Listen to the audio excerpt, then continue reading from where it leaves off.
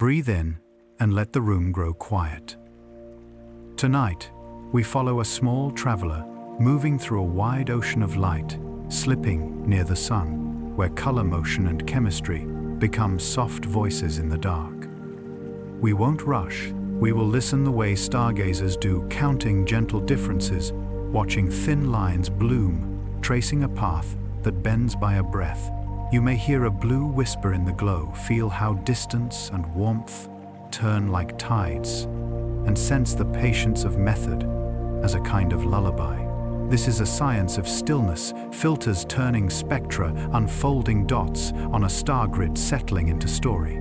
Let your shoulders loosen. Let curiosity drift without urgency. We'll hold to simple truths and quiet measures, and allow wonder to arrive on its own time, like dawn touching frost. If you enjoy journeys like this, feel free to stay a while and rest with us among the quiet wonders of the night. 3. I Atlas is moving through the near-sun stretch of its path, a phase that includes the close approach region astronomers call perihelion and the glare-bound weeks of solar conjunction. The blue we'll speak about is not a poetic mood, but a measured tilt in standard color indices, comparisons of brightness through neighboring filters such as blue minus visual and visual minus red. Ground-based views were briefly limited by small solar elongation, so spaceborne coronagraphs carried the watch. Breathe in slow and even. Imagine the sun veiled by a small, deliberate disk, while a faint ring of light, the solar corona, glows like silk under moonlight. Inside that artificial night, the traveler appears only a fleck, only a hush. Yet its glow leans toward shorter wavelengths in a way that invites attention. Blue in this context is arithmetic. The brightness through a blue filter compared with the brightness through a neighboring band. When the difference nudges smaller than the norm, observers say the object has turned blue, as if a watercolor wash cooled by a single shade. It is a subtle note, not a trumpet call, and it must be heard more than once to be trusted. Why would a world so small and cold whisper in blue as it moves near the sun? There are several gentle reasons, each testable without hurry. Some molecules, especially the cyanogen family and ionized carbon monoxide in a straight, narrow ion tail, radiate most strongly toward the short wavelength end of the visible spectrum. Fresh, very fine dust can also scatter sunlight in a way that slightly favors blue, like morning mist lifting a cool sheen over a lake. A more human reason is simply geometry. When the angle between sun traveler and Earth is unusual, reflected light can favor certain directions or be tangled by glare. The way to keep all this honest is to measure in multiple ways at nearly the same time. Color is the gentlest of those ways. It takes only a small telescope, a filter wheel, and discipline. Point gather a short series through blue, then through the next band, then through red, and compare the numbers with nearby standard stars, whose hues are as well known as their names. Repeat an hour later, when the air has cooled, then again the next night, then again when the moon has slipped below the horizon. The method is not dramatic, but it is sturdy. This is how a blue lean becomes real, not by a single striking image, but by a low repeating note on consecutive evenings. Near the sun, though the sky does not always share easily. During solar conjunction, the angular distance between the sun and the traveler is so small that ground-based instruments must wait. Coronagraphs aboard spacecraft do not sleep then. They hide the sun behind an occulting disk and watch the corona and whatever passes through it. These instruments are not color cameras in the way a backyard imager might imagine, but they still provide brightness records, and together with a few narrow filters, a sense for how the glow changes with time. In that bright neighborhood, the traveler's hint of blue was first noted, an ear catching a whisper, while the orchestra swelled. Because sleep is our goal, we will not smother that whisper with jargon. We will say simply and clearly that color in astronomy is a measured difference. we will remember that Earth's air changes how whiteness looks, scattering blue more strongly, so that our sun appears warmer when low. We will promise to correct for that by using standard stars, and by waiting for the object to rise high enough that air is a thinner veil. We will remind ourselves that the blue in question is small by design. If it were large, we would suspect an artifact first. That humility is part of the lullaby. Now imagine the scene a different way. The traveler is a dark ember wrapped in faint glow. As sunlight reaches it, ice is warm, and release gases and grains of dust drift outward like a slow snowfall reversed. If certain molecules are lifted and then excited by sunlight, they fluoresce, an unspectacular word for a quiet bloom of color. Cyanogen's violet family of lines lives near the blue end of sight. The same is true for an ion tail rich in carbon monoxide, a straight ribbon always pointing away from the sun, set by the wind of charged particles that streams through space. The physics is simple and kind. Each molecule finds its favorite notes, and when enough of them sing together, a measured index leans toward blue. But there is also the grain story, a story of texture that sleep can hold. Very fine dust grains scatter light differently than larger ones, as if a field of frost shone at dawn, while stones remain dull. Close to the sun, fresh grains are launched from vents and cracks, and for a short time the dust population can be skewed toward the delicate end. If that happens, blue light, with its shorter wavelength, bounces more efficiently from the finest grains, and the color index slides just a little cooler. If this is the explanation, we should see the effect shift with geometry in a predictable way, and find a companion change in the polarization of the scattered light, that quiet alignment of waves that dust size can influence. The tests are straightforward. Measure color and polarization at different phase angles, and look for a pattern that moves like a tide. There is a third strand, glare and angle. When the sun is near the line of sight, even well-designed optics gather stray light. Reflections inside instruments and delicate glows in the upper atmosphere can paint a scene with tints that are not truly the object's own. That is why multiple teams in different places matter, and why the oldest doctrine in observational work still holds trust. What repeats across nights and across telescopes. Set aside what does not, with no hard feelings. In a sleepy science update, that practice is part of the comfort. We are never chained to a single frame. Perihelion, the bend where the traveler is closest to the sun, is not a line on a chalkboard. It is a short season. Activity rises as the world warms, not instantly, but with the slow lag of materials that take time to heat and time to cool. A modest chemical signal can grow stronger near the turn, and then subside as the sun recedes and the traveler exhales what it can, and no more. If there is a blue-leaning note to be found, perihelion is a natural place to find it. If there is none, this is where that absence will teach us the most. Either way, the lesson is worth the watching.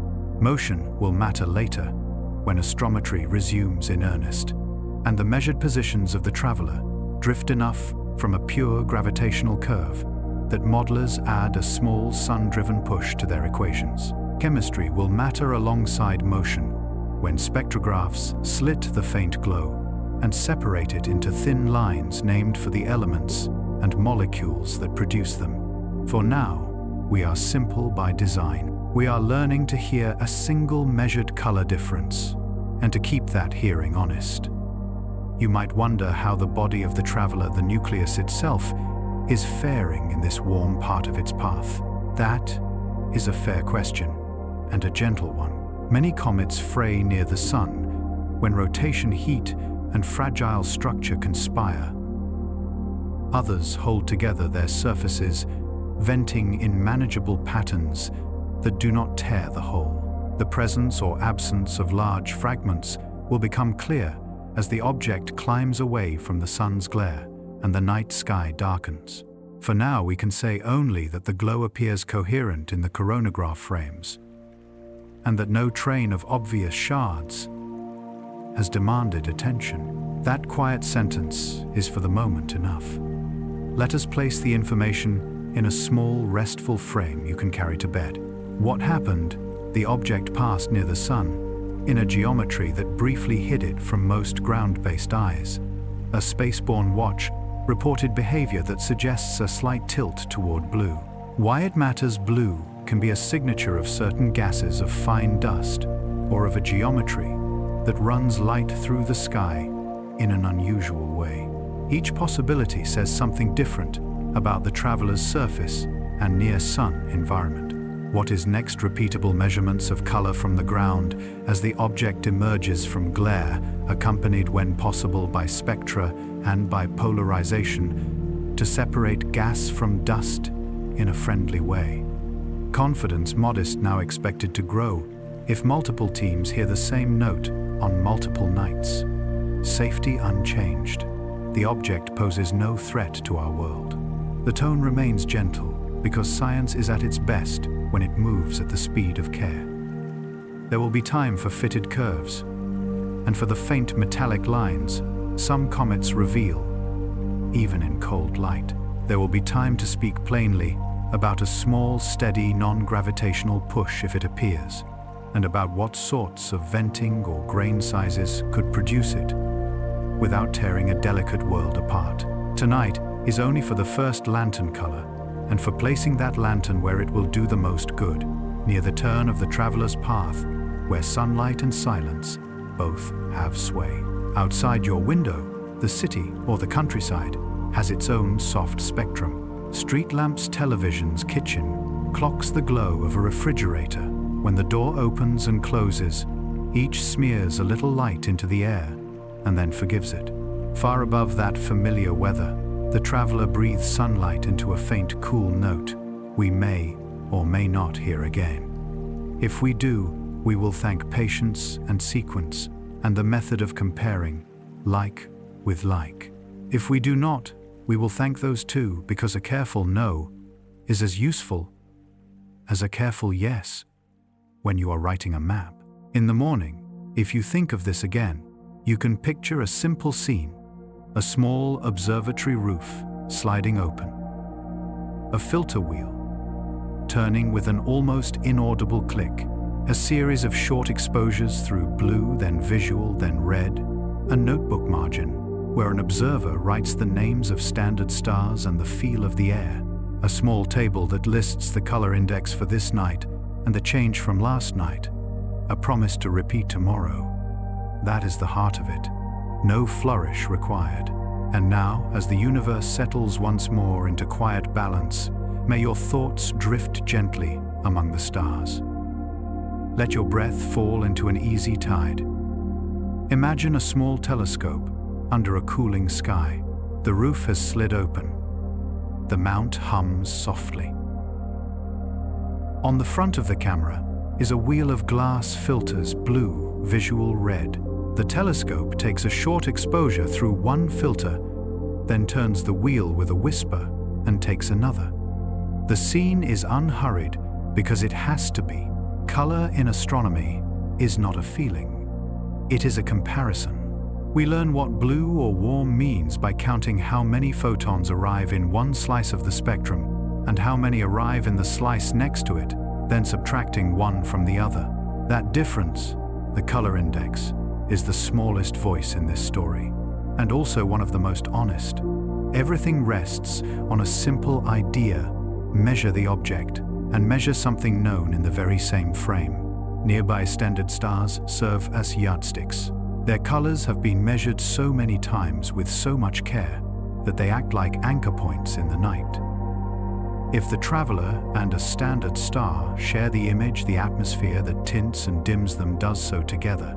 We scale the unknown to the known, and the sky's shifting breath is at least partly cancelled out.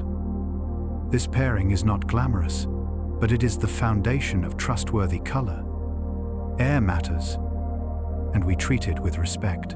When light passes through more atmosphere near the horizon, for example, it is dimmed and gently reshaped. Astronomers call that extra path length the air mass. Shorter wavelengths are scattered more strongly by the gases that make up our air, which is why an afternoon sky is blue and a low sun looks warmer than it truly is. This effect, named Rayleigh scattering, is a friend and a trickster.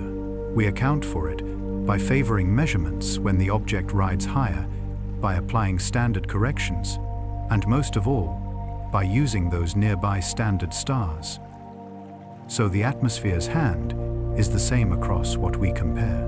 Not all filters are identical. Across the world, two families are common, the classic Johnson-Cousin set and the more recent Sloan set. Each defines blue and red with slightly different windows, and each comes with its own catalog of standard stars and calibration law. The good news is that both families are well mapped to one another. If different observers work with different filters, their results can still meet in the middle, as long as each one writes down which window they used, how long they watched, how clear the air was, and which standards they chose. In sleepy science, that kind of paperwork is not a burden. It is a lullaby reassurance that hands far apart are playing the same song. The practice itself has a rhythm. A typical series at the beginning of an evening might be a brief set through blue, then visual, then red, repeated twice to catch any quick changes. Then after the object climbs higher and the air steadies, the series is done again. Short exposures are preferred because they keep stars crisp and allow the observer to reject any frame nudged by a gust of wind or blurred by a passing ripple of warm air. Later, when the moon is low and the background is darker, another sequence can be taken, and the night's numbers are averaged with their honest uncertainties in tow. Uncertainty is not a flaw. It is information. Every color index we quote comes with a small shadow, a measure of how much wiggle remains after we have done our best. That shadow depends on faintness air, the steadiness of the tracking, and the exactness with which we can subtract the sky's own glow from around the traveler. To help the next person trust the number observers, note the air mass for each frame, the seeing the rough size of a star's image caused by atmospheric blur, the presence or absence of thin cloud, and the phase of the moon. Later, when someone else compares their color curve to ours, those notes let the two curves meet politely. There is one more piece of geometry we keep in mind: the phase angle, the sun object. Earth angle, that tells us how light falls on the traveler's surface and how it scatters toward us. At small phase angles, the object can show an opposition surge, a brightening caused by shadow hiding, and the way rough surfaces reflect light when the sun stands directly behind the observer. At larger phase angles, forward scattering can favor the short wavelengths if very fine particles are present. Because phase angle changes night by night, color changes that track the angle are not necessarily chemistry. They may be texture and geometry. The remedy is simple record the angle, and when possible, sample more than one angle during the window. We also listen for polarization, the quiet alignment of light waves after scattering. Dust grains of certain sizes and structures can polarize light more strongly at particular phase angles. If an episode of bluer than usual is accompanied by a matching rise in polarization, the case for very fine, freshly released dust strengthens. If color shifts, but polarization does not, then gas emissions or instrumental effects rise in the ranking. None of this calls for haste. Polarimetry, like color, is a gentle measurement that lives on repetition and careful subtraction. As the sun's elongation grows and the object glides into darker evenings, the wide-field community begins to share the load. Small telescopes under suburban skies can do color superbly when the target is high. Large telescopes add depth to the faint outer glow and can thread a spectrograph slit across the coma to separate light by wavelength.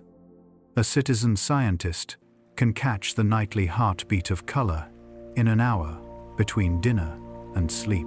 A professional team can take over toward midnight, comparing the color series to the chemistry implied by spectral lines. This handoff is not competitive. It is the way modern skywatching works best. What do we actually expect to see?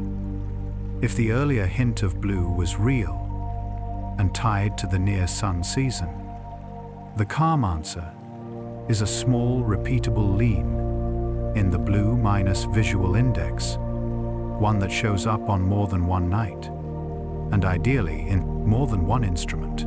The effect may ease as the traveler recedes, or it may persist if gas still flows and grains are still small. If gas is responsible, we should find supportive lines in spectra gathered on the same night's cyanogen's violet band near the head, or a clean ion tail rich in carbon monoxide farther out. If dust is the main actor, the polarization angle and strength should respond as the phase angle changes. If neither trend holds, we file the earlier blue as a transient that did not return to the stage useful in the way a negative result always is. While color work proceeds, we invite astrometry to share the night. Each image that contains the traveler and a star field can also be used to measure position carefully. Over many nights, those positions trace the curve of the orbit. If the curve asks for a small sun-driven push to fit cleanly, we will add the conventional non-gravitational terms that describe a gentle along-track acceleration and perhaps a small radial component. It is a quiet partnership. Color suggests what is being lifted from the surface. Motion reflects how that lifting adds up. When the two cohere, confidence rises. When they diverge, the puzzle deepens in a productive way. Instrument quirks are acknowledged companions. Cameras have response curves, slight preferences for some wavelengths over others. Filters age ever so slowly. Frost can form. Flat field frames taken on twilight or against an illuminated panel correct for brightness variations across the detector. Dark frames correct for thermal glow. Bias frames measure the camera's electronic zero point. By building a master calibration for the night, we keep the color series honest. These housekeeping steps, invisible in the final narrative, are acts of care that make blue mean the same thing from place to place. There is comfort in cadence. The most persuasive color curve is rarely the one with the single deepest exposure.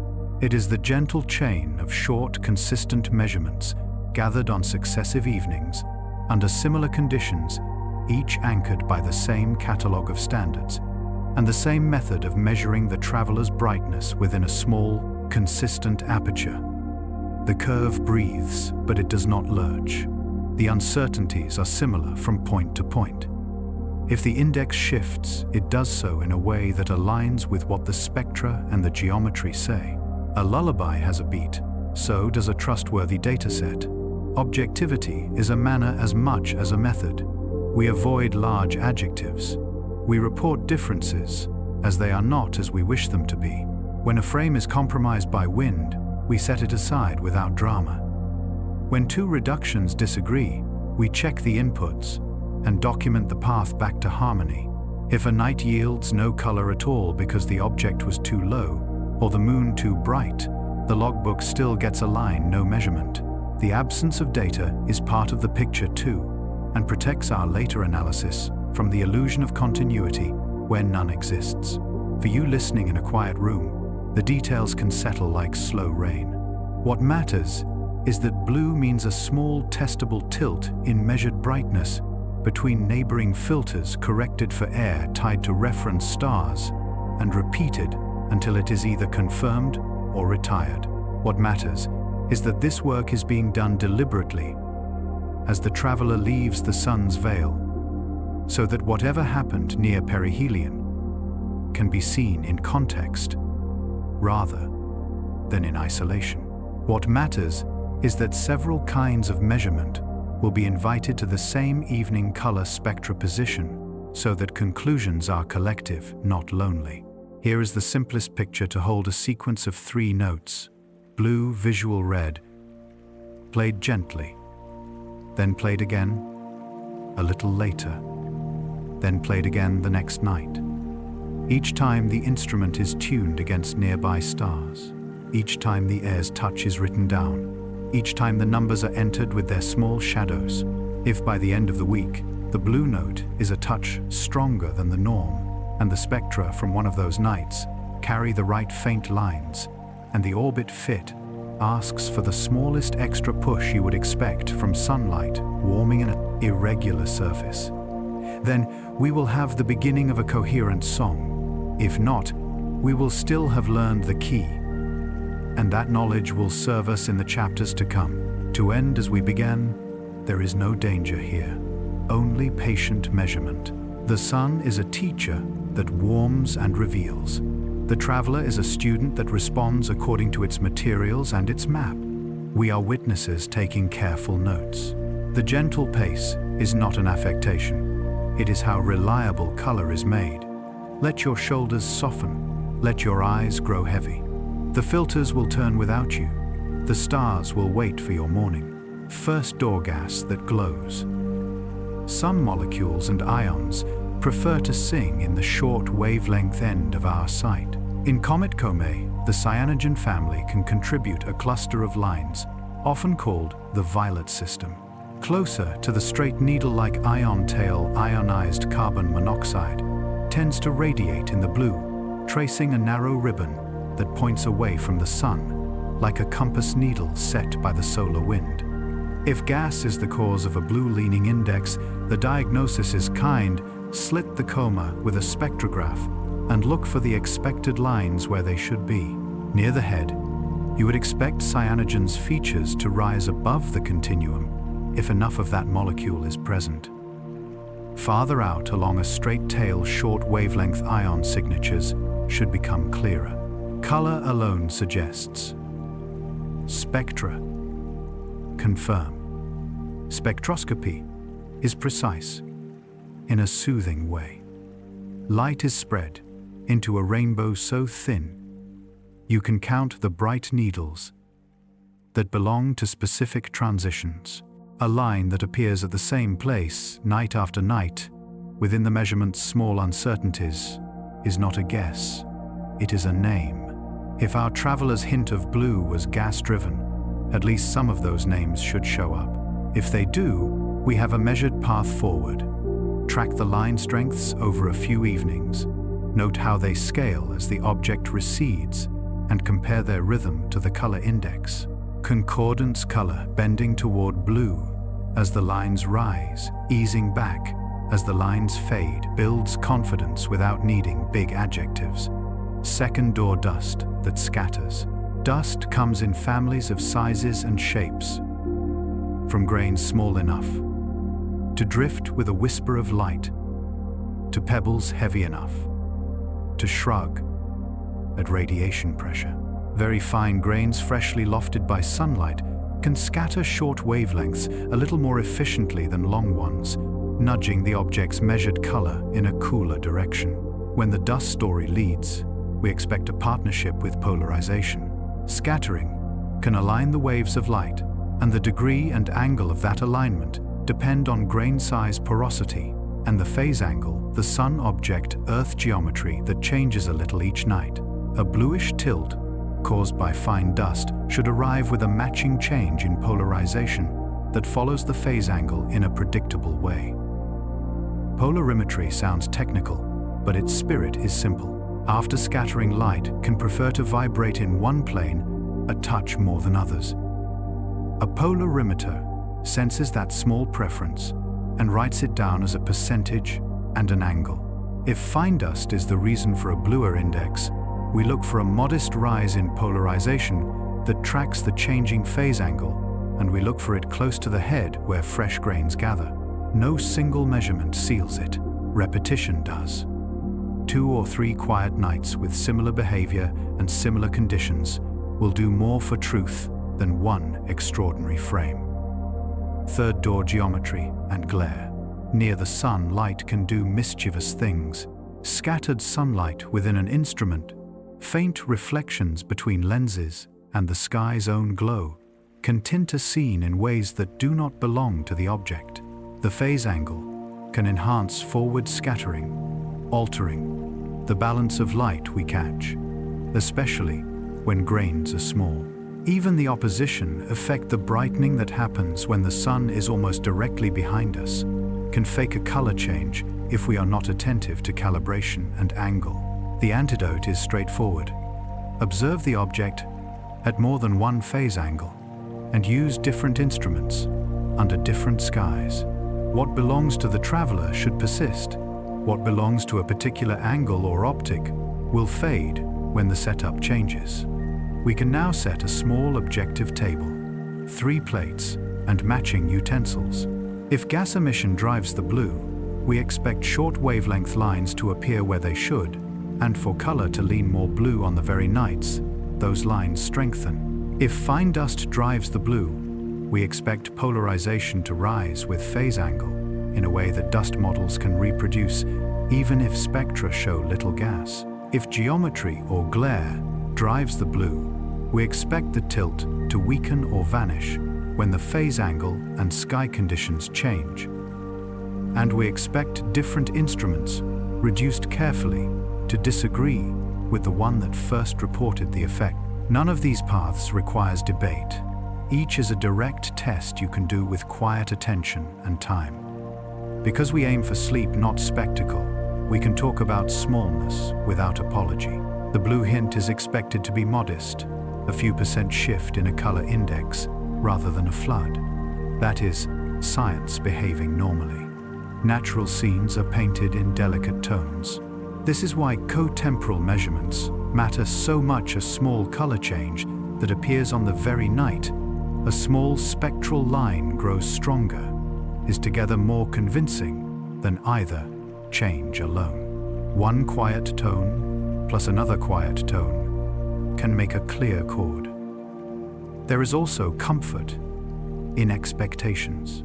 Many comets viewed in reflected sunlight appear slightly warmer than the sun's true white because dust reddens the light a touch.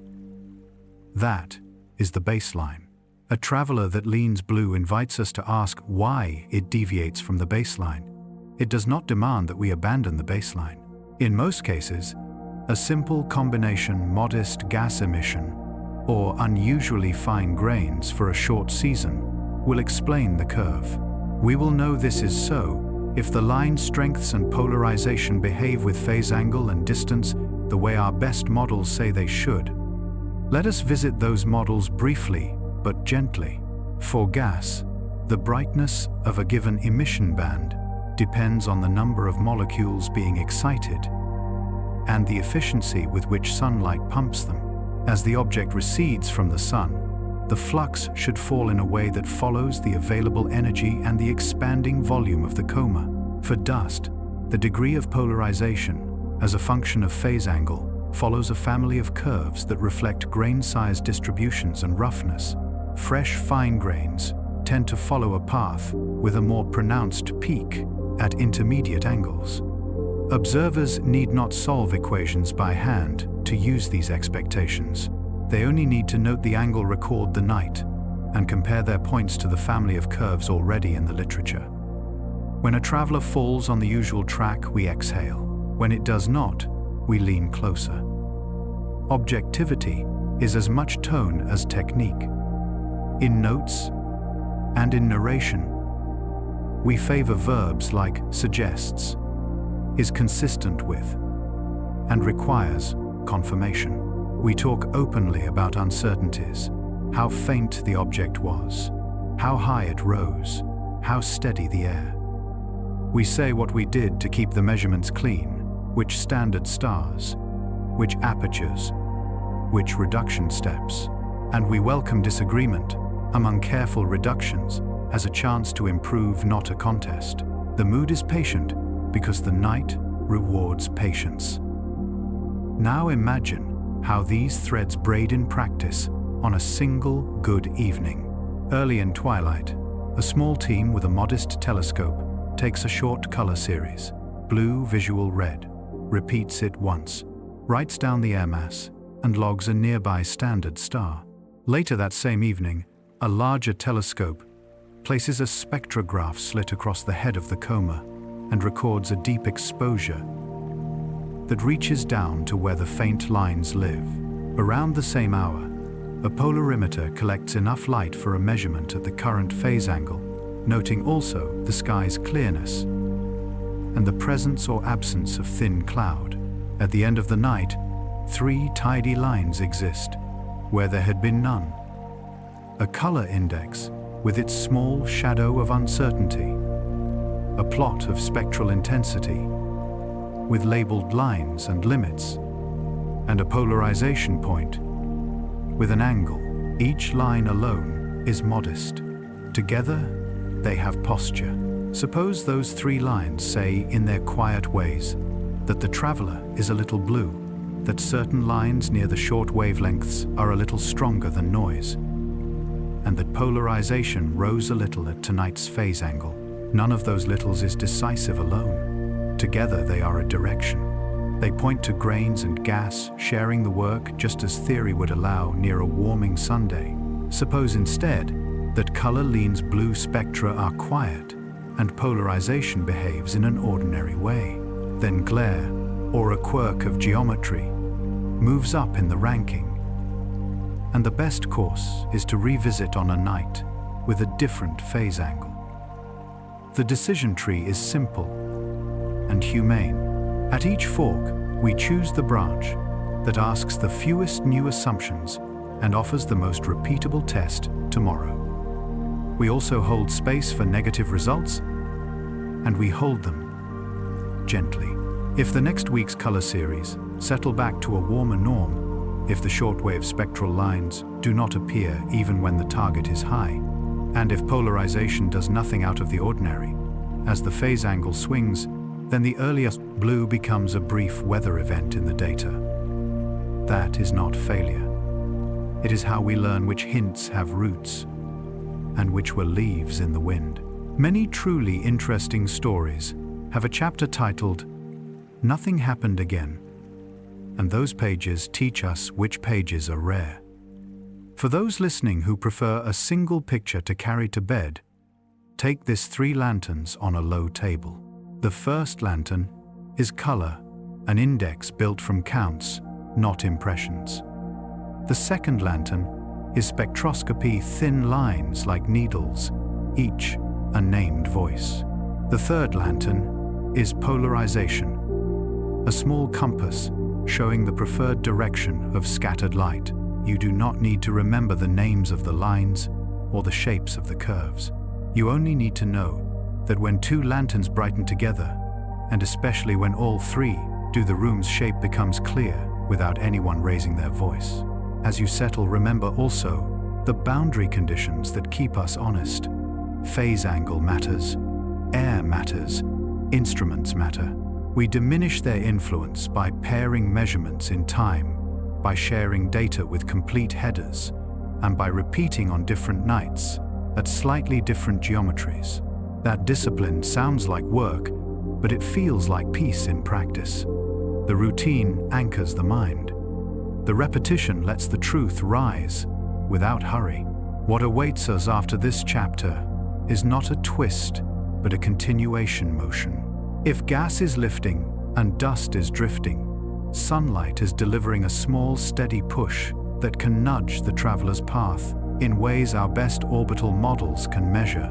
We will listen for that nudge with astrometry precise positions gathered night after night that reveal a tiny acceleration along the track, or gently sunward, or a little out of the plane. That second lantern of dynamics, when placed beside color and chemistry, turns a set of modest observations into a coherent story. If dynamics says nothing new, the story remains coherent in a different way. Color and spectra return to baseline, and we learn that the near-sun blue was a passing mood of the coma, not a new law. For now, let the explanation end where it began, with quiet causes and quiet tests. Blue is unusual only because most dusty travelers lean a little warm in reflected sunlight. Unusual is not alarming. It is an invitation to measure a bit more carefully. If gas sings, we will hear it as thin lines. If dust shines, we will feel it as a change in polarization that follows the nightly angle. If geometry misled us, we will forgive the night and try again under a different sky. In every case, the method is the same. Be slow, be precise, and let small, repeating notes build the song. Settle your shoulders. Imagine a star field, like a woven cloth. Night after night, observers place a pinprick dot on that cloth, the traveler's position at that hour, and write down the time to the heartbeat. Each dot is not a feeling. It is a coordinate measured against catalogued stars whose locations are known with care. When the dots are strung together, they form the track gravity would draw if the object were a passive stone. Now imagine that the real track drifts by a breath from that chalk line. Not a jump, not a kink, a breath. That breath is where non-gravitational motion lives. Why would a natural body drift at all? Sunlight is more than light. It is heat and momentum. When sunlight warms, pockets of volatile ice gas flows from vents and cracks. Every flow is a tiny rocket. If the surface were a perfect marble, vents on opposite sides might cancel. But real surfaces are patchy and rotate. A few vents can dominate. Over many hours, the pushes fail to cancel completely, and a net nudge remains. The push is small at any moment and becomes measurable only because it is patient, adding up mile by mile as days pass. Astronomers describe that nudge with a humane grammar. 3 gentle directions are used because they match the natural geometry of an orbit. The radial component points roughly toward or away from the sunday. The transverse component strokes along the path, speeding or slowing the traveler a little compared to the gravity-only case. The normal component lifts above or dips below the plane of motion. These are not 3 engines. They are a convenient way to summarize how a messy, rotating pattern of vents would look from far away. A simple function that rises and falls with sunlight, stronger near the sun, weaker when far, scales the strength of those components. Fit the function to the nightly dots, and the curve either lies down happily over the data or it does not. The most common signature, when it appears, is a small along-track term. Think of it as a tiny hand on the shoulder, urging the object a little ahead or holding it a little back. Radial terms can appear too, especially if activity favors the hemisphere that faces afternoon or morning. The out-of-plane term is usually smallest, but it is allowed to speak if the pattern of activity is lopsided in latitude. The great kindness of this framework is not that it is perfect, it is that it is testable. If the 3-term description does not improve the fit across many nights and many telescopes, we set it aside. If it does, we keep it, and then ask what physical picture would produce those values. Astrometry itself has a lullaby's rhythm. A good frame contains the traveler and a carpet of reference stars. A centroid, the careful center of the object's fuzzy spot, is found. The image is tied to a reference catalog so that pixel distances become angles on the sky. Each measurement carries a small uncertainty, and that uncertainty rides along with the dot like a soft shadow. 1 dot is a point. 2 dots are a line. Many dots gathered by many hands become a path sturdy enough for gentle inference. There are faithful habits that keep this work honest. Observers record the seeing the apparent size of starlight under tonight's air because poor seeing blurs centroids and fattens uncertainties. They note air mass because low targets must wade through more atmosphere. They include the filter used for imaging. A red filter sharpens centroids for dusty comae, while clear or broad filters can be brighter but more vulnerable to glare. They watch the moon and the wind. They reject frames where guiding slipped or a passing ripple of hot air smeared the stars into commas. All of this care is not an ornament. It is how a tiny effect remains visible. There is also the matter of time. Because non-gravitational acceleration is tied to sunlight, it grows as the object approaches the sun and fades as it recedes. But surfaces do not heat and cool instantly. Activity can lead or lag the point of closest approach.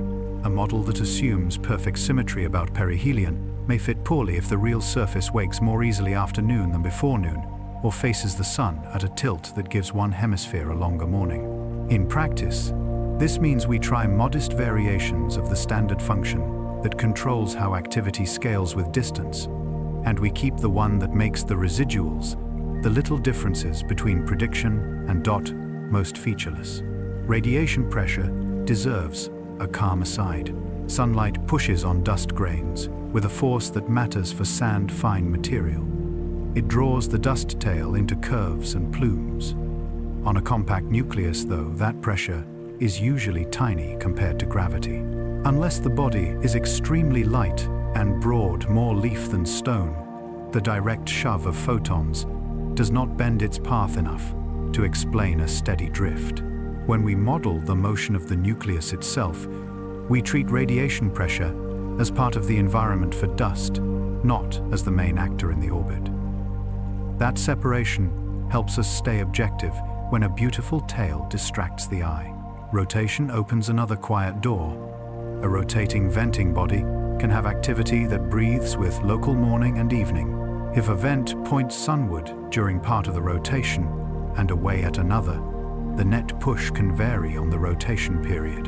Astrometric dots can rarely resolve such short rhythms by themselves, but photometry can help.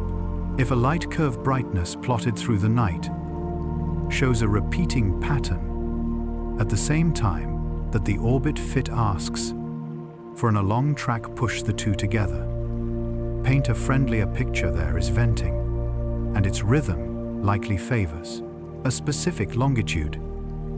If the orbit asks for a push that does not care about day or night on the surface, then a more uniform mechanism is implied.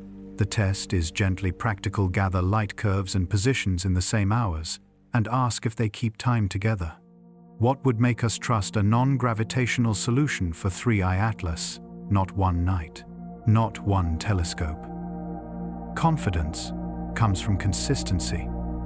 First fits that include the three small components should lower the residuals across many nights in a way that looks random afterward rather than patterned. Second, teams using different reduction pipelines should agree within their quoted uncertainties. If they do not, the conversation turns to catalogs, plate scales, and centering methods until agreement returns. Third, the strength of the fitted terms should make physical sense. A very large along-track push with no corresponding signs of activity would be a red flag. A modest push that grows near the sun, while color and spectra hint at lifted gases and fine grains, would be a welcome coherence. There is virtue in cotemporal, observing the art of asking different questions of the same hours. When possible, the best nights pair precise positions with color indices, and if a spectrograph is available, with a look for short wavelength lines near the head of the coma, or a clean ion signature in the tail. If a slight along-track push strengthens on the very evenings that color leans blue, and ion lines peep above noise, the case that sunlight-driven activity is at work becomes sweeter without anyone raising a voice. If the push persists while color and spectra go quiet, we do not panic. We take that as a hint to inspect our assumptions and widen the set of mechanisms we consider in the next chapter. We also mind geometry. Phase angle changes the way dust reflects toward us. Elongation changes how much air the light crosses. Parallax between widely separated sites can help pin the dot even when the object is low. Because of these moving parts, Coordination matters. Short, frequent measurements from small instruments fill the early evening when the target is highest for them. Longer, deeper frames from larger observatories can anchor the late night. The two types are not rivalrous. They are complementary. A handful of crisp dots gathered under suburban skies can be the keystones that hold a fit together. Objectivity, again, is a tone you can feel. In logs and in summaries, we favor phrases like consistent with and requires confirmation. We report not only the best fit values, but their uncertainties and the assumptions that birthed them. We describe what happens if we drop a handful of measurements or swap one catalog for another. We show the residuals before and after the non-gravitational terms are included. The shape of those residuals, the way they cluster or do not, often tells more of the truth than any single number. When they lose their pattern, the model is usually on the right track. What about cases where non-gravitational terms have been misread in the past? They exist, and they are our teachers. Some objects showed small, tempting drifts that faded when better star catalogs or improved distortion maps were used. Others revealed that a handful of low elevation frames had quietly biased the fit. That history is a comfort, not a worry. It keeps the hands calm. It reminds everyone to report conditions clearly, to favor higher elevations when possible, and to weight measurements according to their seeing and air mass, rather than pretending all dots are equal. You may wonder what magnitude of push we are seeking. The answer is very small. Compared to solar gravity, non-gravitational accelerations are whispers. That is why external agreement matters so much. If 2 or 3 independent teams, using different instruments and different codes, find that their best fit along track term is similarly small and similarly shaped in time, the whisper becomes easier to hear. If they disagree, the right response is not argument. It is more data at better geometry. There is also a place for patience after perihelion. Activity can lag. A surface that absorbed heat during the inward leg may continue to exhale for a while on the outward leg. A fit that looks flat one week can prefer a small push the next, and then relax again later. No single week owns the truth. The season does. For 3i Atlas, the coming month holds the best chance to see whether a gentle along-track nudge will persist now that glare no longer presses against our optics, and now that the phase angle will change enough to teach us which effects belong to geometry and which to the body itself. For your bedside mind, the picture can be simple. Imagine 2 drawn curves laid over one another on fine paper. The first is the path gravity chooses. The second is the path the dots insist upon. If they lie together, we smile and call it a night. If they separate by a hair, and keep that separation with grace, across many, many dots, gathered by many, many hands, we allow a small sun-driven push into the story. We do not turn it into thunder. We write it down, tuck it beside the color and the spectra, and let the 3 together decide what the traveler is doing under sunlight. Safety remains unchanged and quiet. A tiny along-track push does not threaten worlds. It helps us weigh the balance between ice dust and heat on a body we will never touch. It turns faint light into a gentle lesson about how small forces applied steadily can matter over long arcs. And it reminds us that science is most trustworthy when it climbs a short ladder, one rung at a time, position, color spectrum, then meaning. As you close your eyes, consider the discipline as part of the comfort. Somewhere tonight, a person you will never meet is marking a dot on the sky with care and writing the air mass and the seeing into a small box on a small screen. Another is comparing models with and without the tiny push, and watching the residuals smooth out like ruffled water under a settling wind. Another is cueing a color series to overlap by intent with the hour of astrometry just finished. These are humble acts. They turn motion into knowledge without drama. And now, as the universe settles once more into quiet balance, may your thoughts drift gently among the stars. The night opens without fuss. A telescope settles on the target and lets the stars tighten to pinpoints. The first frames come in with the softness of breath. The comet's head is a muted lamp wrapped in a pale veil. And the question is simple. Does that lamp hide one firm core? Or is it already unspooling into pieces? We cannot yet see. With a casual glance, answers live in repetition. One image is a rumor. A sequence is a statement.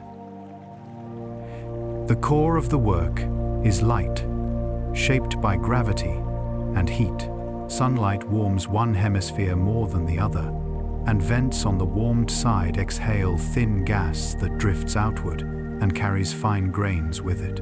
Every flow is the smallest push, and the sum of those pushes over hours is a nudge the orbit quietly remembers. Such nudges ask something of the body to accept torque without tearing to share stress through the skin, rather than concentrate it along a seam. Whether the nucleus manages that request is written into the geometry of the inner glow. On the screen, the glow near the head is coaxed into clarity with gentle processing. The aim is not to color or dramatize, only to make equal brightness contours visible. When the nucleus is intact, those contours tend to nest like rounded bowls that shift only slightly as the body turns. When a core is splitting, or a slab has come free, a ridge or a double cusp appears, and the inner veil develops a spine that refuses to be smoothed away. The same enhancement that reveals order can also invent it, if pressed too far, so restraint is its own calibration. A light touch keeps art from impersonating physics. While images arrive, brightness is measured in small, identical apertures and written down at regular intervals. A world that vents naturally near the sun usually displays a mild repeating modulation as different longitudes rotate into morning. The crest does not come exactly at local noon on the nucleus. Materials need time to warm, so the peak tends to lag. When that lag holds steady across a few nights, the impression is of a surface breathing in a controlled rhythm rather than convulsing. Irregular spikes tell a different story. They suggest a cliff fall or a sudden collapse along a weak seam, and they are often followed by a stubborn asymmetry in the veil that does not respect the rotation period. Fragments, if they exist, hide in plain sight.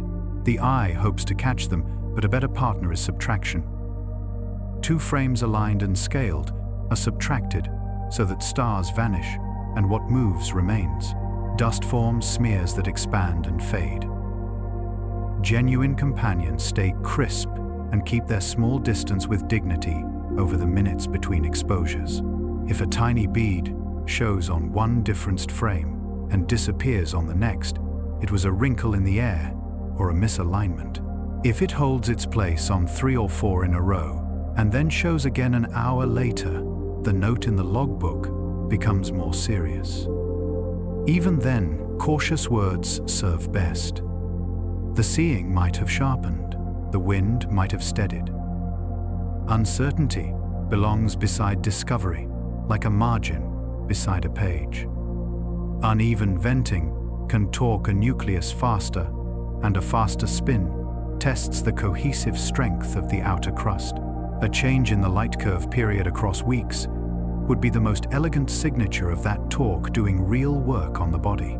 Near the sun, such changes need not be large to matter, and the uncertainty in period is allowed to be honest rather than heroic. If the period proves stable within those uncertainties, while the brightness breathes gently, the picture that forms is of vents arranged so that their pushes largely cancel over a turn, with just enough asymmetry to keep the coma lively. If the period drifts, and the coma's symmetry collapses after a sudden flare, the nucleus is negotiating with its own strength at close range. Heat writes a slower script. The day side warms, the night side cools. If the outer skin is compacted by past sunlight dust, sintered into a thin, tougher sheet, then heat spreads laterally enough to soften the day-night contrast. The result is more even activity and fewer mechanical shocks. If the crust is patchy, with porous layers beneath stiff plates, then warm spots and cold spots sit side by side.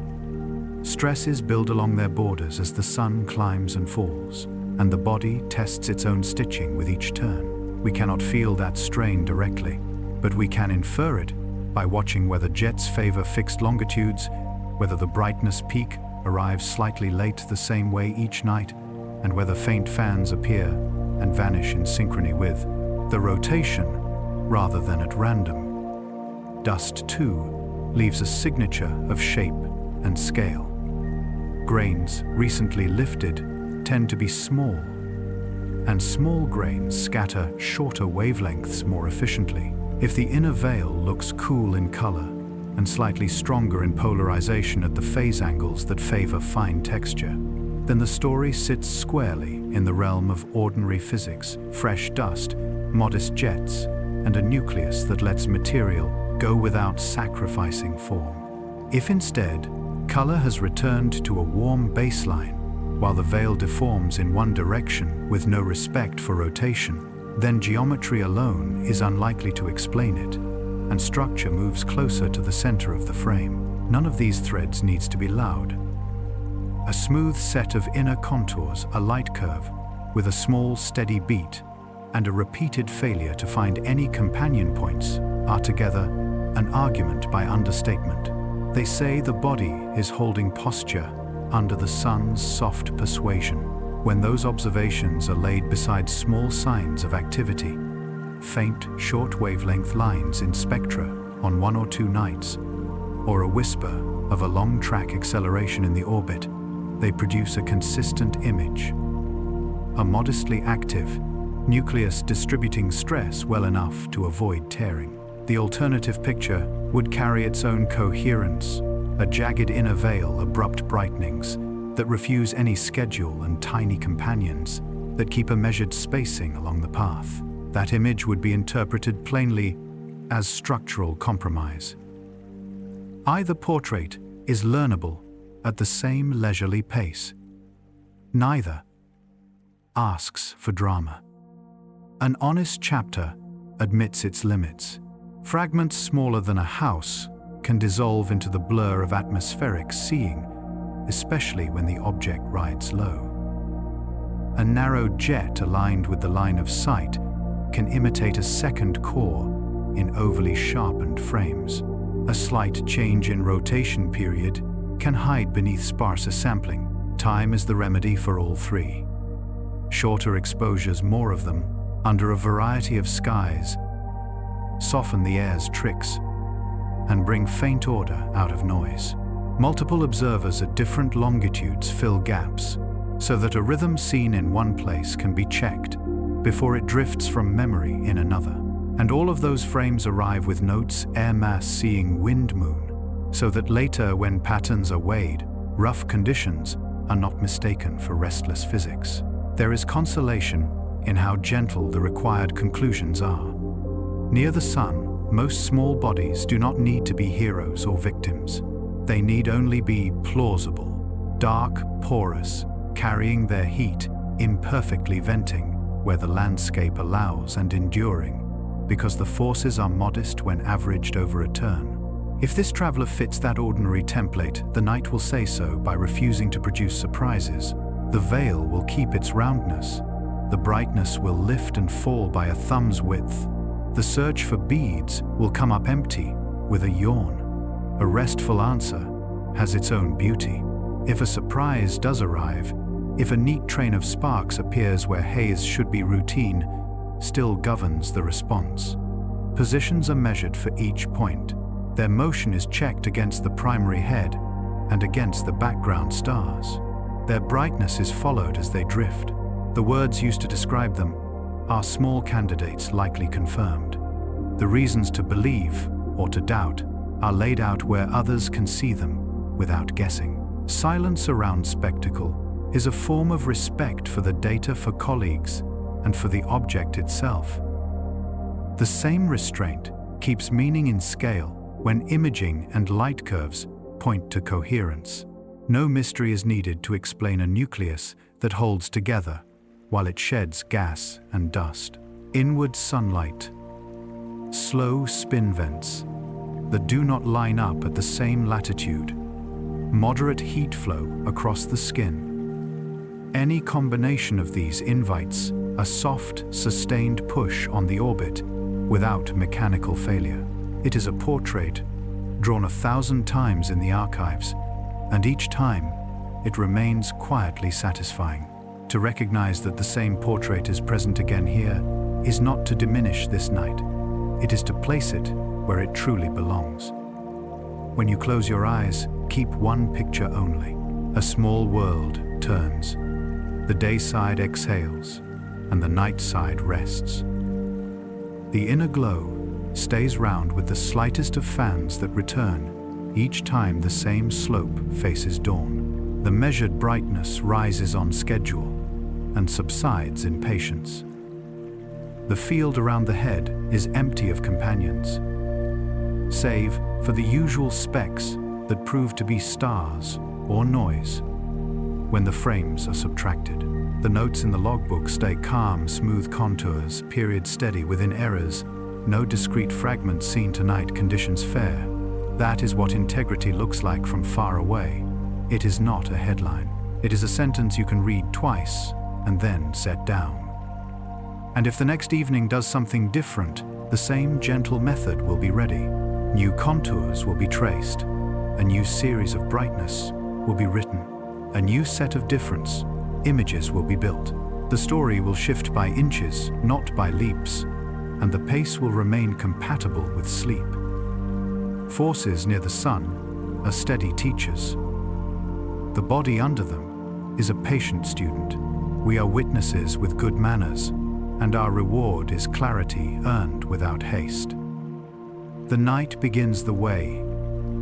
Careful nights often do with a repeatable cadence rather than a grand gesture. One telescope keeps time on brightness, while another follows the position through the star field, and a third opens a narrow slit across the head of the glow to unfurl its light. The quiet ambition is simultaneity. When causes are subtle, the best clues appear when different instruments listen to the same moment. A color index that leans a spectrum that shows or does not show a few expected lines, and a fit to the path that accepts or declines, a small push taken together at once, can make meaning clearer than any of those threads alone. The simplest picture to test is the one drawn by sunlight and surface. Sun-warmed vents do not shout. They breathe. As the traveler turns, longitudes move into dawn and then noon. Volatiles loosen, grains lift, then the cycle cools and rests. The push this creates is not constant like a motor. It is an average of many small impulses that favors some hours over others. In practice, that rhythm can show up as a gentle modulation in the light curve, and a modest along track term in the orbital fit that grows toward the sun and fades away after, with a lag that makes sense for materials that take time to warm. If this is the mechanism at work, spectra on the same nights need not blaze, but they usually carry some supporting evidence, weak molecular bands toward the blue near the head, or a clean ion signature farther out along a straight tail paired with colors that lean a little cool when activity is highest. The image that forms is the quietest one, physics in slow motion acting, where sunlight meets a porous skin. There are ways to mistake that picture, so the evening keeps asking gentle questions. If color bends but lines do not, we look at polarization and geometry. Fine grains scattered into the coma can favor shorter wavelengths, even when gas is scarce. and the alignment of scattered light can rise in a pattern that follows the changing Sun-object-Earth angle. If motion hints at a steady drift, but brightness refuses to breathe, with any schedule, we look more closely at the timing of the astrometric dots and the weight each point carries, because a small bias repeated can masquerade as a constant push. The tone stays even. These are not traps, they are guardrails. Against that natural baseline, one can draw alternative sketches with steady hands and see what they would imply. Imagine for a moment a push that ignores day and night, entirely humming through both, without regard for which longitudes face the Sunday.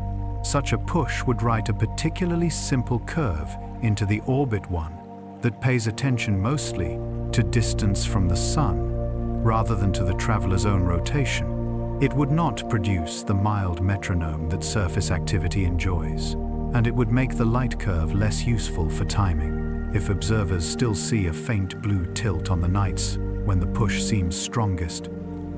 Spectra would need to decide whether molecules or ions deserve credit. If none appear, the explanation would return to dust or to the way instruments and angle can tint a scene. Consider another sketch, a sail-like response to sunlight. Photons carry momentum. A broad, very light surface could feel their touch in a way a compact stone would not. The hallmark of that response is a simple dependence on distance from the Sunday. If a push arises from pressure alone, its magnitude traces the square of distance with quiet loyalty. It also tends to be indifferent to rotation unless the sailing surface keeps changing its aspect. A sail has no chemistry. Spectra would stay ordinary. There would be no excess heat beyond what sunlight itself provides. The sky would not show a new color. Polarization would follow dust and geometry as usual. A faint, smooth, a long track term that mirrors the sun's weakening with distance and does not care about local morning and evening is the sort of curve that would keep this sketch on the notepad a little longer.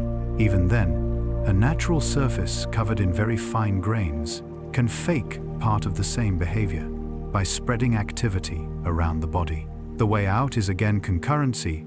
If the push grows on nights when the light curve breathes and short wavelength emissions perk up a little, the sail drawing becomes less persuasive without anyone needing to raise a voice. There is a more pungent drawing, the one where thrust comes from something energetic and continuous. Real engines have heat even when they are small, and they are poor at hiding their waste light. A mechanism of that kind would risk leaving an infrared signature out of proportion to the faintness of the coma, or else it would need to be so gentle that astrometry would struggle to see its trace at all. The sky is a strict editor with such lines. When telescopes look for excess warmth and find none, the drawing is erased, and a simpler sentence takes its place. When spectra listen and hear only the modest voices of familiar molecules, the page grows cleaner still. Across these sketches, the discriminant that carries the most weight is the way a signal keeps time. Surfaces nap and wake. Vents have neighborhoods. Dawn on the nucleus does not arrive at once everywhere. A push tied to sunlight is therefore a little messy, up close, though orderly in the average.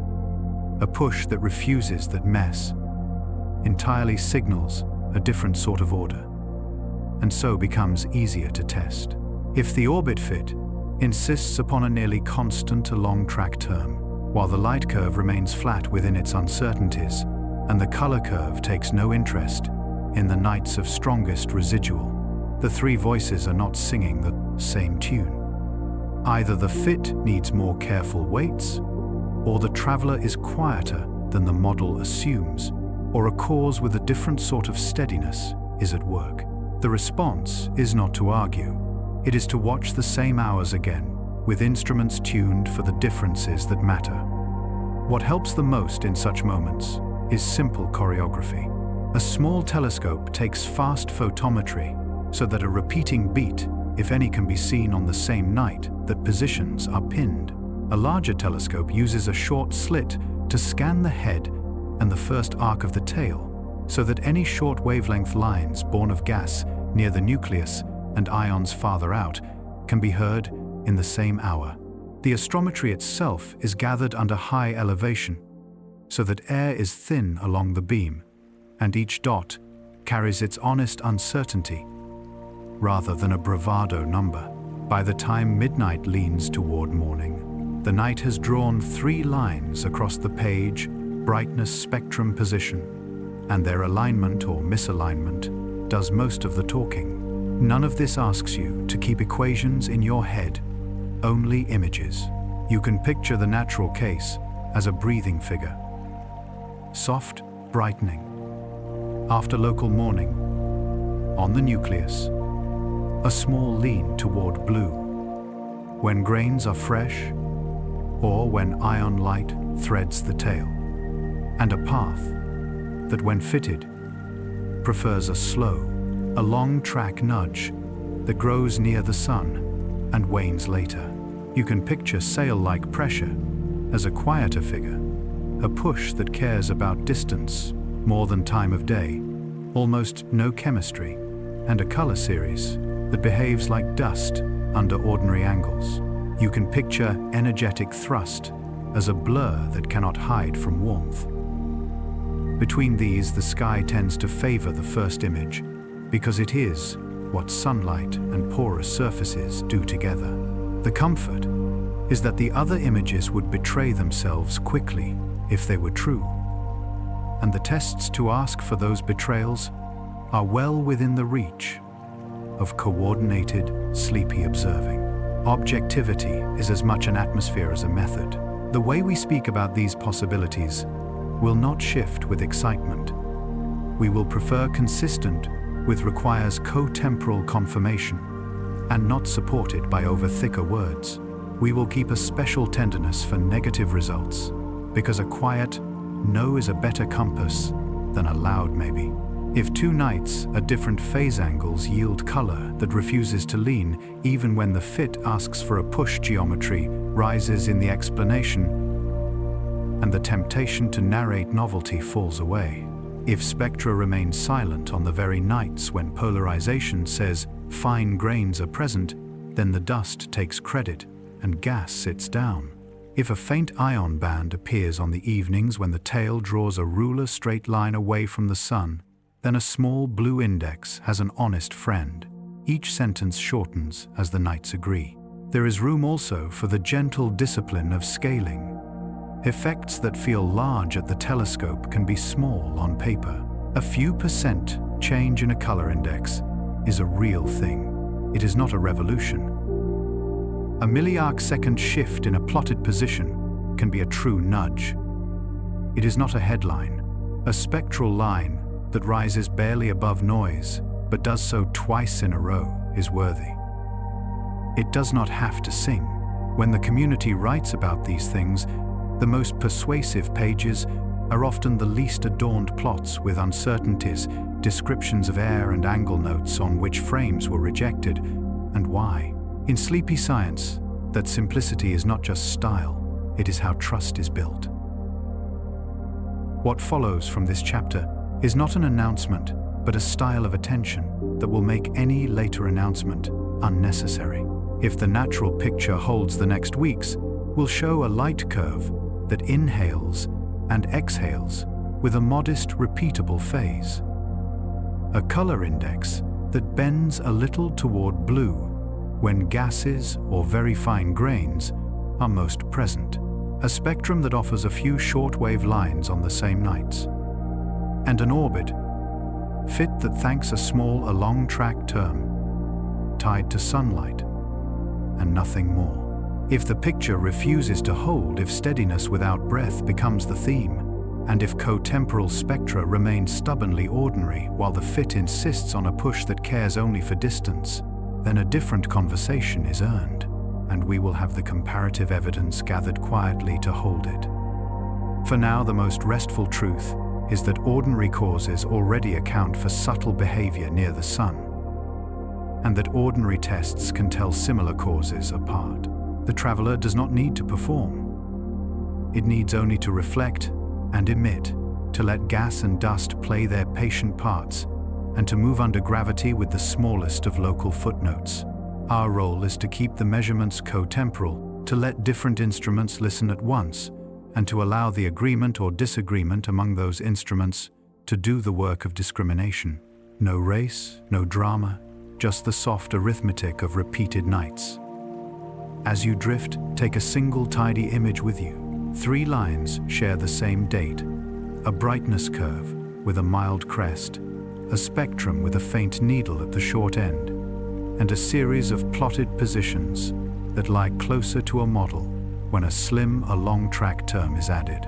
Whether the lines tilt a little or lie flat, their togetherness is the signal. It says that causes and effects have been allowed to meet in time, and that whatever story is being told now is being told by the sky itself. Why should metals cool by cosmic standards speak at all? Near a small traveler, solid grains hold them tightly bound in alloys and minerals, with melting points that laugh at sunlight at this distance. Yet there are honest paths from rock to light that do not require a furnace. Some minerals carry weaker bonds on their outermost skins. Some composite grains trap the more volatile carriers of metals near the surface, where a photon's nudge or a molecule's collision can lift a single atom free. In the coma, this thin atmosphere born of the body's own breath, those freed atoms drift a while, then catch and release the sun's energy as faint, sharp lines. No smoke, no sparks, just quantized whispers. You could call this cold release, though the phrase exaggerates the chill. Near the sun, nothing is truly cold. What matters is not that the nucleus becomes a crucible, but that the energy available is enough to pry open easy doors while the hard doors stay shut. Nickel may have for a time, and under certain textures, more easy doors than iron. Or the parents that ferry nickel to the grain's surface may be more fragile than the parents that ferry iron. Either way, if nickel lines stand slightly taller than iron's forest of strokes in the same conditions, the explanation can remain within the house of ordinary physics. Different ways of being let go. Different lifetimes. Once freed, different probabilities that a passing photon will tickle the right electron into singing. The instrument playing this music has its own temperament. A slit is placed so that the inner coma and the first steps of the tail run along its length. The grating is chosen to give enough resolution that nickel and iron needles are not smeared into one another. The exposure lasts long enough for signal to rise above the gentle hiss of noise, but not so long that the tracking blur fattens the lines into indecision. The result is rarely theatrical. You will not see a city skyline. You will see a flat shore bristling with a few grass stems, and those stems will either be present on more than one night in the same place, or they will be politely absent. In both cases, the sky remains untroubled. Our job is to listen without leaning forward. On an evening that cooperates, another telescope in the network is measuring color through neighboring filters, and another is laying down positions against star fields. This togetherness matters. If the nickel needles clear the threshold on a night when the color index leans a little cool and the orbit fit prefers a breath of a long track push, we do not need bold words. We have a trio that sketches a consistent scene. Sunlight warms. Gas and very fine grains rise. A small patient thrust accumulates. And faint atoms drift through the coma for long enough to flash their identity before darkness reassembles them into silence. If the lines appear without any change in color, we quietly lift dust from the suspect list and let gas carry the story. If color leans, but the lines do not, then grains are likely doing the work, and the blue is scattering, not emission. If motion asks for a push, while both color and metals stay flat, then geometry or modeling assumptions deserve another gentle round of inspection.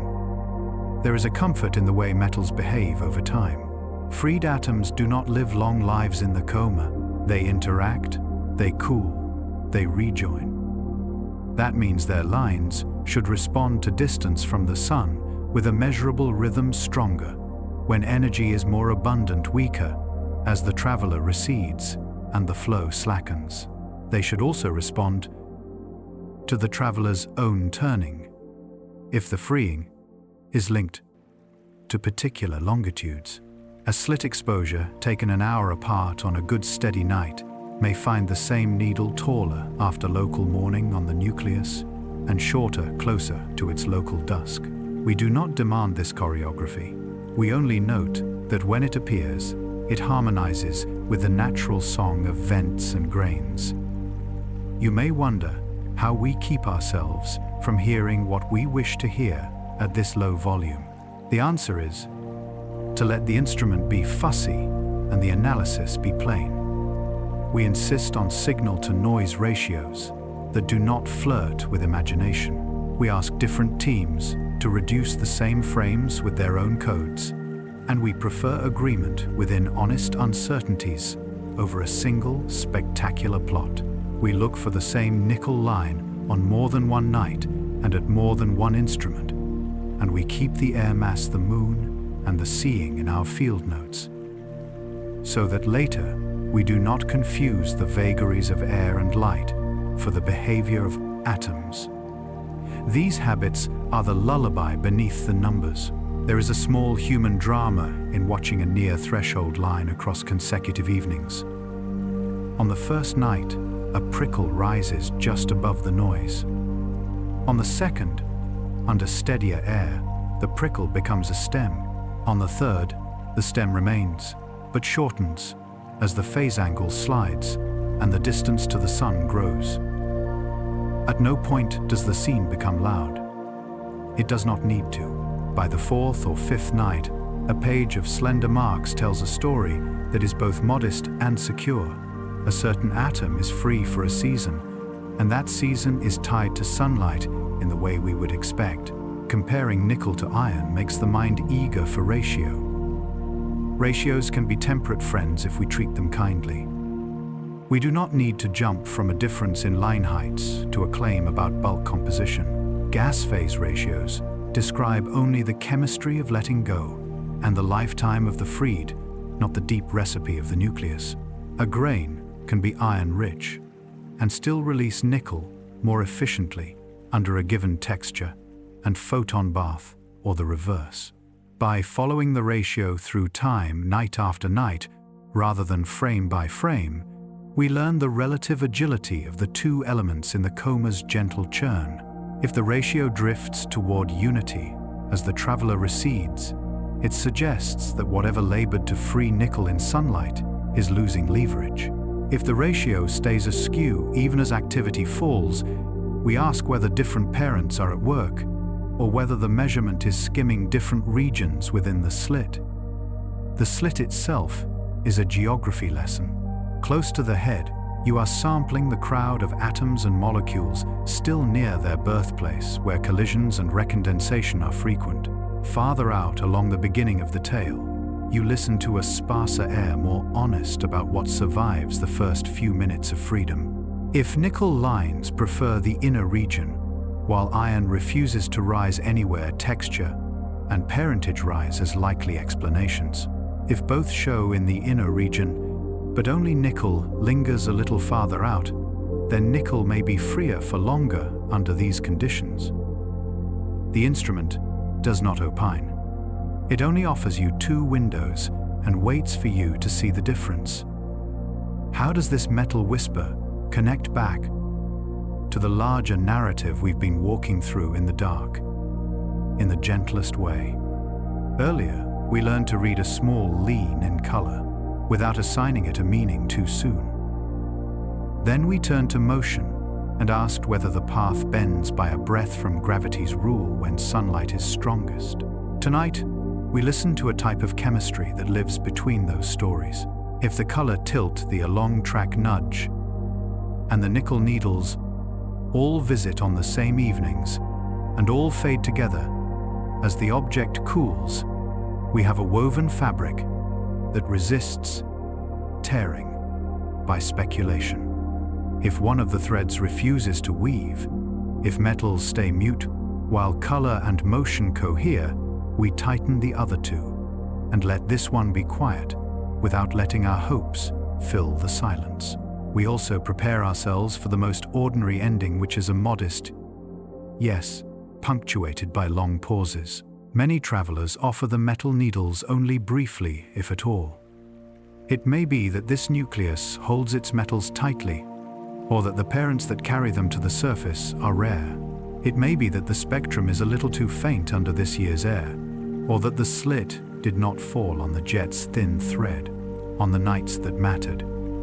None of these outcomes disturbs the calm. An absence with enough careful context becomes its own presence, a constraint on models, a reminder that not all near-sun nights are the same, and a reason to try again when geometry favors us. Let the final paragraphs be pure lullaby, with the facts intact. Somewhere this evening, a spectrograph camera waits at the end of a cold tube. The operator has centered the soft head of the traveler in a narrow slit and checked the guiding star on a small screen. They begin the exposure and step back. Outside the dome, a breeze combs the trees. Inside the instrument, 1,000 tiny diffracted paths converge on a detector. And the invisible becomes visible one photon at a time. Later, in a warm room, a row of numbers becomes a line. And that line becomes a tiny stem, where nickel lives, or a smooth shore, where nothing stands. A note is added to the log. Possible nigh line repeats. Fe quiet, within limits, or no metals tonight. S. N below threshold, or confirm both, low contrast. No exclamation marks are required. The beauty is in the steadiness. By the time you wake, the tale will have advanced by a page, not a chapter. If nickel has spoken again, it will be plotted, and if it has turned shy, that will be plotted too. Those plots will sit alongside color curves from the same hours, and the orbit fits that either need or do not need a small push. The 3 pages together will read as one because we have kept them together by design. The method is the meaning. It says that we are not building castles on single stones, that we are letting the sky decide in more than one language, and that our narration moves no faster than the data that justify it. Convergence is not a trick, it is a tone. The shape of it is easy to feel if you picture 3 lines drawn on a page. The first line is the color index, a series of small differences that can lean cool when ions brighten, or when very fine grains have just been lofted into view. The second line is the spectrum, a set of faint needles at specific pitches where molecules and atoms like to sing.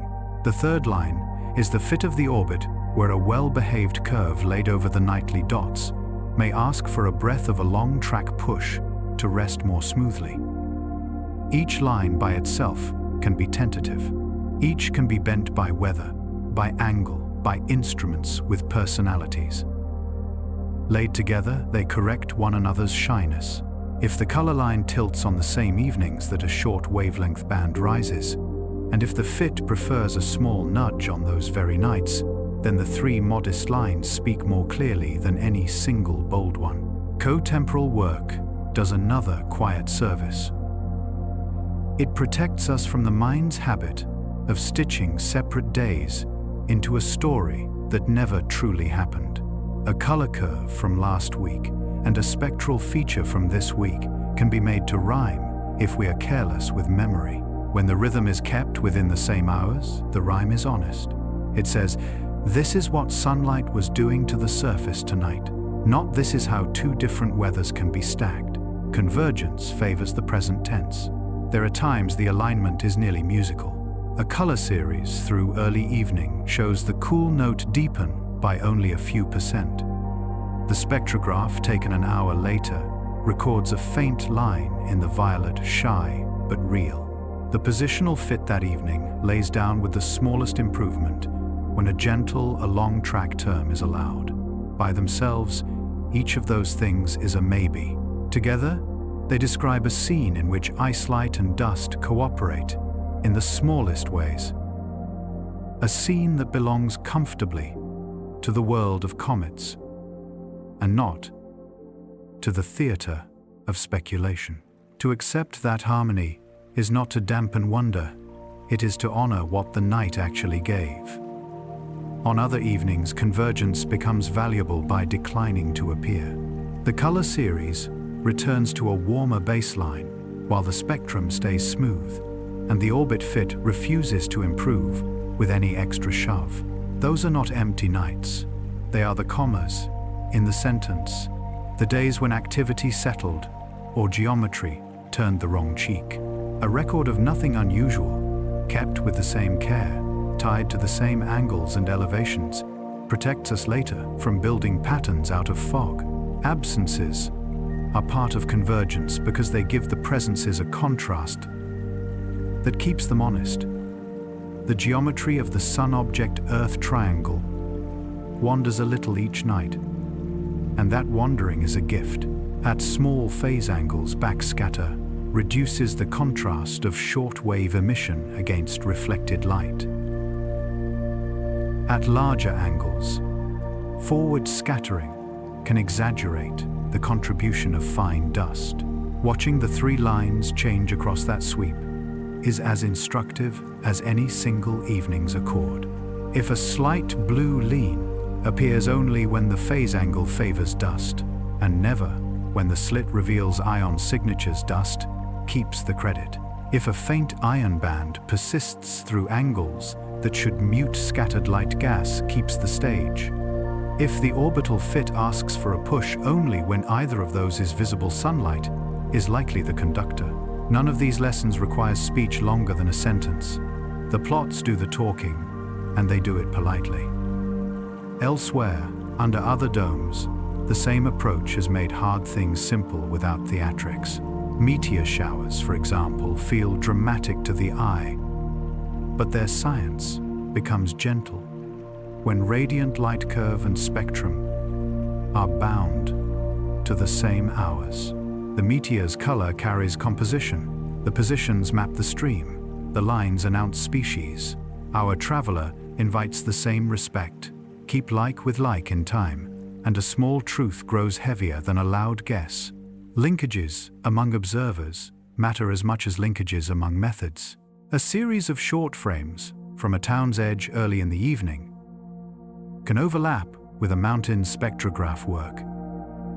Nearer midnight, a southern observer can catch the tail under a different phase angle, while a northern observer measures the head's color when it rides higher in their sky. Later, when the plots are laid end to end, the pieces behave like one instrument stretched around the world.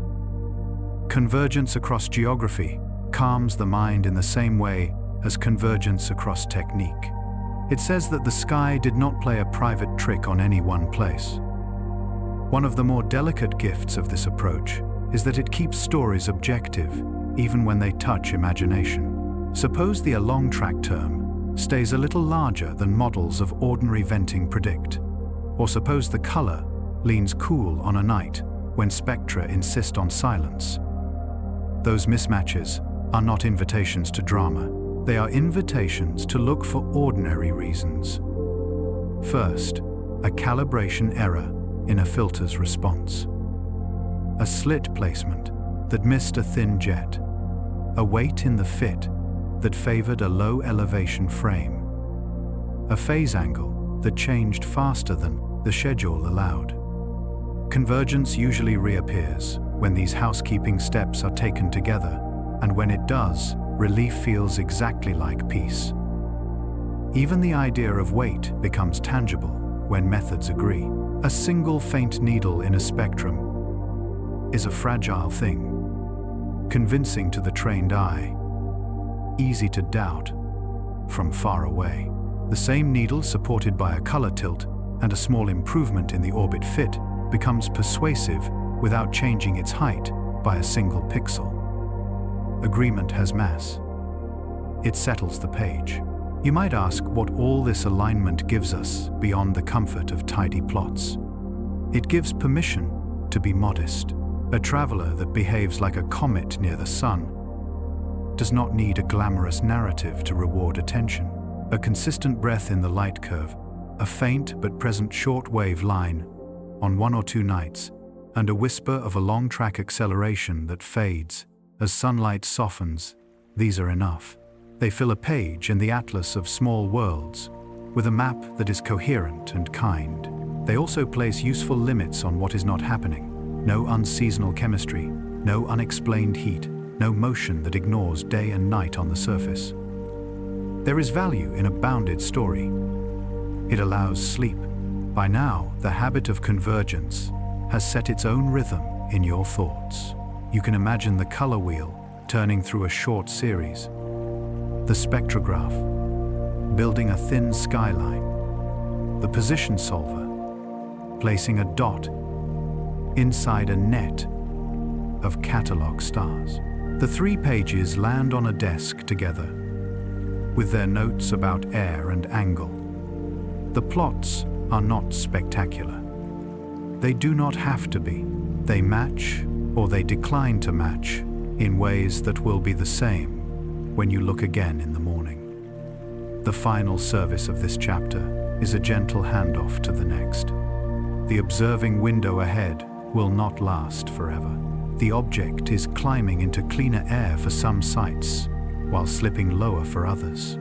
There will be evenings when only color is possible, and others when only positions can be trusted. The plan that follows keeps the order simple. Early nights favor quick color series, while the target is high. Mid-window nights favor denser astrometry.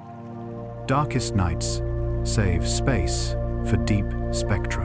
The choreography will continue, but with an eye on weather, moon, and phase angle, so that the 3 lines can still meet more often than not. For tonight, let the idea of convergence be your lullaby. Small voices heard together can be truer than a single shout. Modest lines drawn with care on the same date can carry more meaning than an isolated peak. Agreement allows us to move on without a backward glance. Disagreement tells us exactly what to try again. The universe is generous in this way. It does not punish patience. It rewards it with harmony when harmony is deserved, and with silence when silence is the right result. From a backyard, the telescope cools, and the mount hums, and a short series through blue, visual, and red begins almost at once. A sequence like that takes only minutes.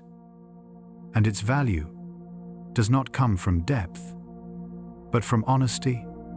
The object is high, the stars are sharp, and the same standard star sits in the field.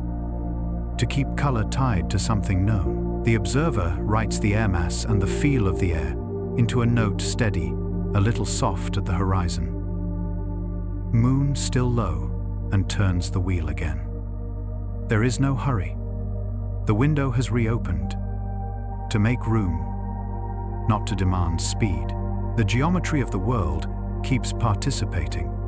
Each night, the phase angle sun to traveler to Earth changes by a little, and with it the way dust prefers to scatter toward us. The shift is slow enough to be useful. When a slight lean toward the short wavelengths appears on a night with a forward scattering angle, it invites the dust explanation. When the angle is unhelpful and the color refuses to tilt, we do not call that silence a contradiction. We call it context. Likewise, the sun object elongation grows, and with that growth, the object spends more of the evening at comfortable elevations. The first week may give only an hour above a modest height. The second week yields 2 or 3. The schedule stretches to match, and instruments that were idle during conjunction rediscover the cadence of open sky nights. Small courtesies keep the reopened window clear. Observers make apertures consistent from night to night, so that the measured light from the coma does not expand or contract with whim. Flat fields and darks are refreshed when the moon has moved, so that small irregularities in a detector are not promoted to the status of signal. Each frame carries in its header the information a stranger would need to trust it: time, filter, exposure, air mass, seeing, and a note about the moon. None of these details will make a plot more dramatic. All of them make it easier to align one week with the next without guessing. As nights collect, the small facts become stories, without any one evening having to carry the load. If very fine grains are still abundant, the color index through the shortest filters will lean cool by a small and repeatable amount when the target is high. If certain molecules or ions are still present in honest numbers, their lines will clear the noise floor on at least 1 or 2 nights, when the slit sits just right. If sunlight is still able to create a slight along-track preference in the motion, the dots will lie a little closer to a curve that allows that push than to a curve that does not, and they will do so across several sites without caring which catalog was used to pin the star field. Nothing here calls for certainty on a schedule. What matters is that the reopened window allows the 3 threads color-motion chemistry to tie themselves together in the same hours, often enough that their agreement or their refusal to agree becomes clear without speeches. A reopened window also helps reveal what did not happen in the glare. During conjunction, the imagination is tempted to connect faint features with old memories or with tidy pictures the sky has rewarded us with in other seasons. Now, with room to measure, those lines can remain pencil-thin or be erased by the next twilight. If a blue lean from earlier days persists, it will do so in numbers. If it fades, it will do so without disappointment. If a small along-track term is part of the traveler's way of moving, it will remain when airy biases and low elevation frames are retired. If it vanishes, we will write that down. If nickel needles appeared at the threshold once and do not return, they become a note about the timing of release and recondensation near the sun, rather than a motif. This too is what an opening window gives permission to let unrepeatable things remain unrepeatable. What keeps the tone objective is not the absence of feeling, but the presence of scale. The numbers that arrive now are small by design. A few percent change in a color index, a slight improvement in an orbit, fit a line that rises a little above noise and then sits back down. These are successes when they align with one another, and they are also successes when they do not, because non-alignment narrows the number of plausible pictures we need to carry forward. Nights with no detection belong in the same folder as nights with possible line. The window's value lies not only in the glints it reveals, but in the steady darkness it confirms where glints were hoped for and did not appear. The moon crosses the story without harm. On some evenings, it is a thin curl at dusk. On others, it is a bright coin that shortens the useful hours for color and spectrographs alike. The plan adapts. When the moon is intrusive, the hours are given to precise positions and to fast photometry that maps the nightly breathing of brightness. When the moon is shy, deeper exposures are justified, and the slit can chase the head and the straight part of the tail for a little longer, without the background rising into the lines. This is not compromise. It is choreography. Each phase of the moon offers a different kind of listening, and the reopened window is wide enough to include them all, even whether that patient editor becomes part of the method rather than a villain. A windy night can still support short exposures for color if images are trimmed lightly and stacked with care. A night of mediocre seeing can still pin positions if the object is high, and the reference stars are many. A night of exceptional steadiness, but poor transparency, may be the perfect night to chase a faint needle in a spectrum, if the instrument is stable and the calibration stars are near. The window is an invitation to think of capability as a spectrum, not a switch. On any given evening, something useful can be done without forcing the sky to be what it is not. What then does the end of a reopened week feel like? It feels like 3 pages that belong together. The first page shows a color curve that is not dramatic, but it is repeatable, and its uncertainties are small enough that a slight lean, if present, is trustworthy. The second page shows a set of positions that favor a fit with or without a tiny along-track term, and the figure captions say so plainly with the numbers and their shadows intact. The third page shows spectra that are quiet or not neatly labeled, with the times and angles that matter. Together, the pages let a reader who was not at the telescopes see what happened and what did not, and most important, when it did or did not happen. Longer arcs will emerge as the object grows fainter. The forward scatter that made dust bright at one angle will soften at another. The tail will conform more cleanly to the wind of the sun on some nights than on others. And the slit will either catch that clean run or find nothing that clears the floor. The along-track bias, if it was ever there, will decline with distance like a tide going out, or it will reveal itself as a temporary mirage, born of uneven weights and generous imaginations.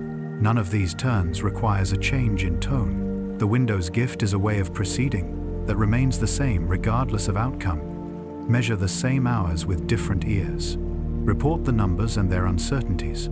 Let the agreement among methods carry the weight or relieve you of it. And if tomorrow closes briefly, if the weather thickens or the schedule thins, the story does not break. The next clear evening picks up the chain where it left off, and the numbers learn to live comfortably beside small gaps. There is a lullaby in that too, the assurance that science at a human scale does not hinge on a single night, but on a practice that forgives the sky its moods. The object moves on. The earth turns. The window opens and closes gently, and through it we see enough to know what matters. There is a particular relief in how null results earn their place. A week that brings no shortwave emission, no repeat of a blue lean, and no improvement in the orbit fit with any additional shove, still teaches in 3 directions. It teaches that tonight's geometry favored reflection over fluorescence. It teaches that the coma's grains were larger or older than they were near the sun. It teaches that models with fewer moving parts cover the month more honestly. Later, when someone asks why the earlier hint of blue did not become a theme, the answer is not a defense, but a sentence. The measurements were cotemporal and complete, and the sky said no, gently and more than once. That is how a field stays sane. It refuses to be haunted by what failed to repeat. Even when faint signs do persist, meaning is scaled by rhythm rather than by adjectives. A small lean toward blue becomes meaningful if it is measurable on more than one night. And if it overlaps with other small things that point in the same direction, an ion, signature thin, but present, or a polarization shift that behaves with phase angle the way dust models predict. A milliarc-second level preference in the orbit becomes meaningful if it leaves the residuals featureless across sites and catalogs, and if it grows nearer the sun and falls with distance in a way that makes physical sense. The discipline is to let 2 or 3 modest lines share a date on the same page before interpreting any of them loudly. That discipline is not a mood. It is how the map is drawn. Perhaps the most human meaning in a near-sun passage is that it shrinks the distance between wonder and work. There is no need to dramatize a world that lifts grains into a glow and returns them to darkness 1 soft hour at a time. There is no need to decorate a spectral line that rises above noise by only a little when that little recurs. There is no need to build a mythology around a faint touch in the orbit. if a small sun-driven push explains it with room to spare. The quiet is the point. It allows gratitude to take the place of urgency. You can be grateful for the person who wrote down air mass and seeing so that someone else could trust the curve. Grateful for the filter wheel that clicked through its cycle without fuss. Grateful for the slit that landed where it needed to. Grateful for the clouds that waited until dawn to rise. Gratitude is not an ornament on science. It is the attitude that keeps method from bending towards story, when story would be easier than care. There is also a forward-facing meaning that is worth naming softly. Nights like these build a library of behavior for bodies we will never touch. The next interstellar visitor will not be this one, but it will inherit this archive. If it leans blue, we will know how to ask the sky whether gas or dust is speaking. If its path asks for a push, we will know how to weigh a simple along-track term against the rotation and the vent map implied by brightness. If metals whisper, we will know how to separate a brief seasonal release from a deeper change. Libraries like this do not win headlines. They teach a field how to be ready without pretending it already knows the answer. If you are still awake, you might let your thoughts sweep once around the practical circle that carried this story color first, because it is the simplest ear. Motion alongside, because position turns faint impulses into a path you can draw. Chemistry, where darkness allows, because even the thinnest line can turn a suggestion into a name. Then the circle closes in meaning that stays scaled to the numbers. When color is small, the words are small. When motion is a whisper, the words are a whisper. When chemistry is quiet, the words are quiet, too. The vocabulary never outruns the measurements. It is the most restful promise a scientific voice can make. The lights of our instruments dim, and the traveler carries on unbothered by our questions, breathing sunlight into a faint halo that slowly fades.